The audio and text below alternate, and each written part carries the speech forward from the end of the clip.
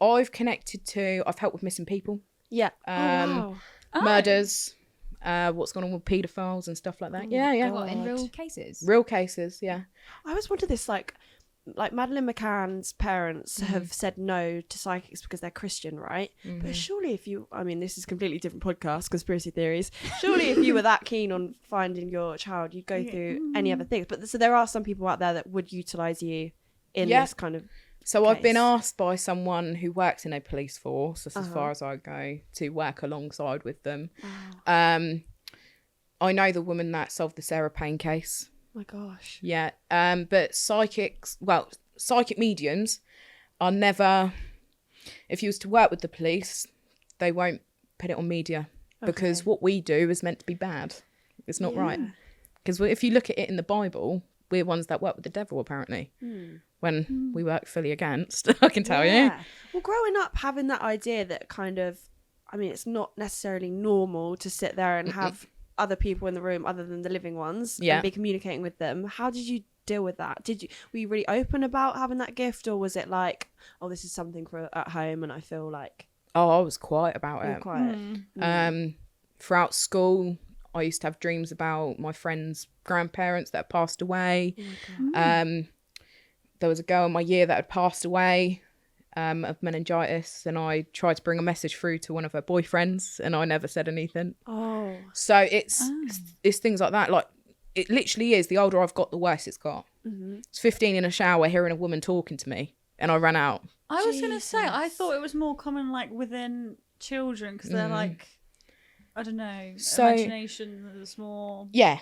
So with children, I'm a big believer. Now, many psychics and mediums will have different opinions on it. Yeah. Every child is able to see and hear until they hit a certain age. Now, because they're, like you was talking about, their imagination, when we get old enough where our imagination sort of starts, we have our own mind, we start growing up. More realist. Yeah. If you don't have that gift, it stops. And that's when that child doesn't really remember much. Does that make sense? Yeah. Which many people don't have experiences as kids, or perhaps don't remember. Which is my argument when people say, because when you was talking about opening up, is that something that we could do? Yeah. I've seen people who have said, oh, as a kid, I used to see this woman in my room, and I used to see this and I used to see that. And I'm like, that does not make you a medium. Yeah. Because if you're going to deep dive into something that you're not meant to deep dive into, I've seen people get cancers, heart problems. People pass away of trying to open it up.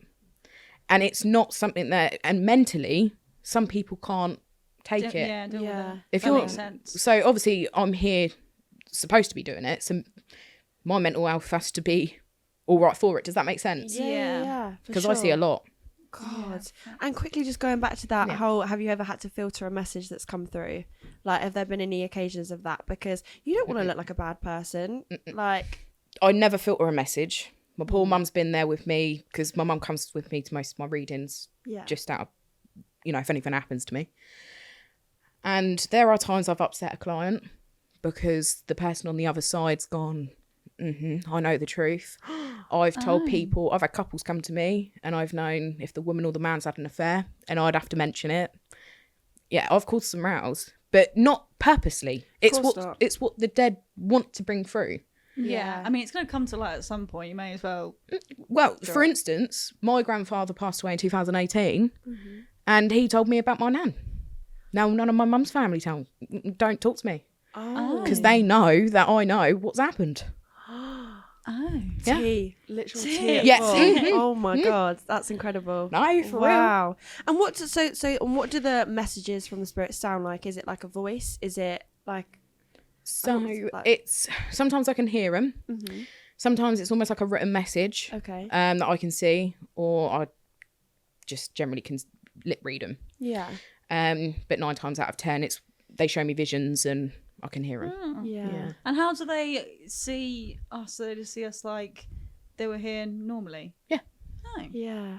And so obviously you're kind of having clients and things, but I always wonder, I believe in like guardian angels and things like that. I believe in the afterlife, and I'd like to think that, like, for example, my loved ones that have passed away are around me all the time. Yeah. But I guess what I'm asking is, maybe there are some times in life that I don't want my loved ones to be around me all the time.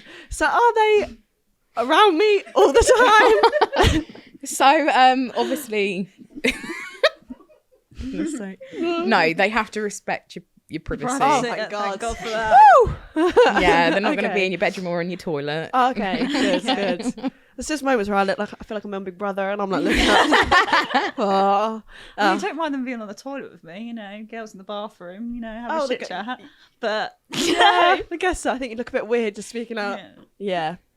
No, that's really interesting. We were going to ask as well, like, this is quite a female-dominated area. Mm-hmm. Is it a thing that, like, women are more likely to have that kind of gift? No, I think men are very quiet about it. Because there are, like, for instance, Colin Fry. He was a brilliant medium. Yeah. Have you heard of Derek Acora? Derek Acora, legend. He passed away, didn't he? Yeah. Well, you see that there are a lot of men, especially on TikTok. I mean, I've seen more men on there than what I do on... Really? Yeah. I see more women than I do men on TikTok. Might be your algorithm, babe. Yeah, it's always my algorithm. Yeah, we wanted to kind of cover that on TikTok because I feel like there's been a massive growth of this niche of people doing tarot card reading. Do you find it harder to prove your authenticity when it's such a oversaturated environment? 100%. How do you do it? Well, when I do my readings, I don't hold back. That's the only way you'll be able to know who's real or not. Because when you're connecting to spirit, I can't just say, for instance, your nan's here. Right? Does that make sense? Yeah. Because anyone could sit here and go, your nan's here. Sure. But the way that I describe the personality, whether it be that names come through or anything that they've got to say, whatever makes sense to you, that's their way of going, I'm actually here.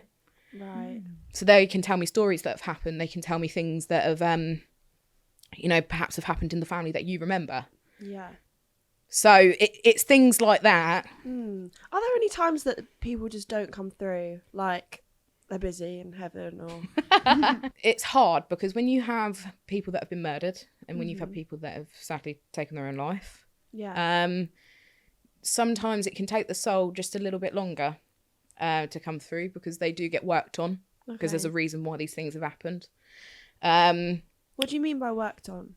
So obviously this is our shell, right? Okay. So our soul is inside. So when we leave our shell, our soul goes up and gets worked on. So it's almost like the angels will work on the emotion and everything that's happened because it's trauma. Right. So that's why, it's going to sound a bit weird now, I've lived 7 lives. So I've continuously come back down. Wow. And certain people, what they don't understand, if they have certain anxiety. So my anxiety, when it kicks up, my throat closes. Yeah, I get that. And that, I was actually hung in a previous life. Oh. So that's why my throat closes. Oh my God. As in by someone out? Like a lynch? Yeah, so I was a herbal witch and I was caught for it. God. Oh. Yeah, so I was hung. How do you know these things? Oh, I get told. I get told and seen. So that person that was you before, would they come to you, the shell of the body, or is it all just like you're kind of tuning into those different parts of your souls? So I think, if I'm honest with you, I think spirit make it easier when they come through as the person that you knew them as. Does that make sense? Yeah. But when you do leave here, however many lives you've been before, you meet back up with all of those souls. Right. And I always wondered this as well because, like, for example, I've had like old people pass away in my life, and I'd like to imagine they're not in the spirit world as the age that they were really not in their best and healthiest self. Yeah. And then I'm imagining, it would be nice if they were like their 18-year-old self. Do they come through in the age that they are? Oh, they choose. They choose. Oh, 100%. If I die in my 80s, if I die in my 80s, I'm coming through at 21. Because honestly, I've had people come through and they'll come through at 17, 18.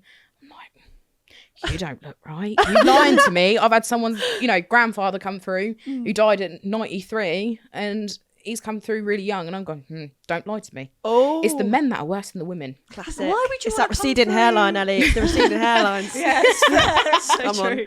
Makes Why sense. would you want to come through though back old?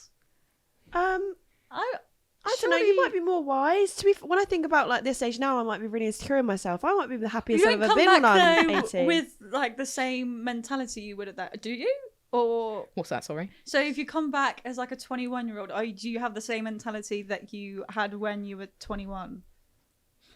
No, No. you just obviously you're a lot wiser, aren't you? Yeah. Because you've lived that life. Yeah, it's just the shell of yourself Yeah. that you choose. Yeah. So yeah, why would you want to come back looking older?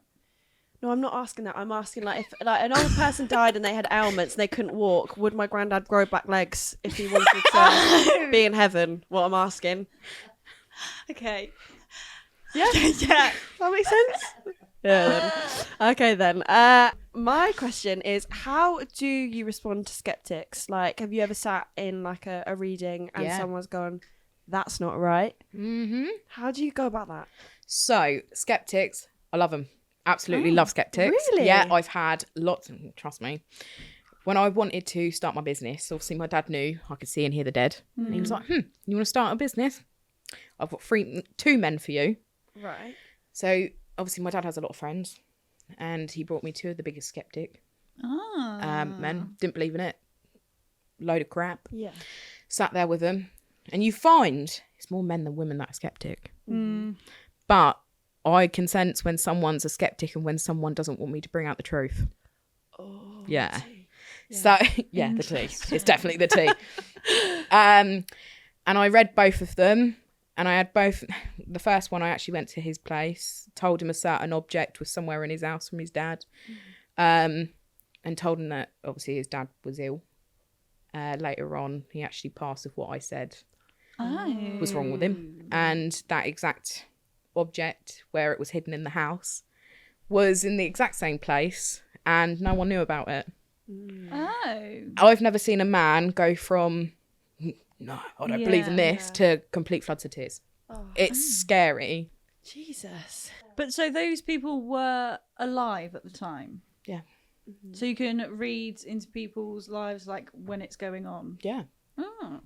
Is there any like degree of aftercare when you have a reading like that, and like how do you just switch someone off? Because I think if one of my family members came through, they wouldn't fucking stop. They would be going. You'd be lying in bed at night, and then just one more thing. How do you go? Okay, thank you. That's enough, spirit, and then just like go about the rest of your day. Honestly, I have to do prayers. Really? Before I come here, I have to do at least 2 prayers. When I leave here, I have to make sure whatever's sticking with me stays here. Yeah.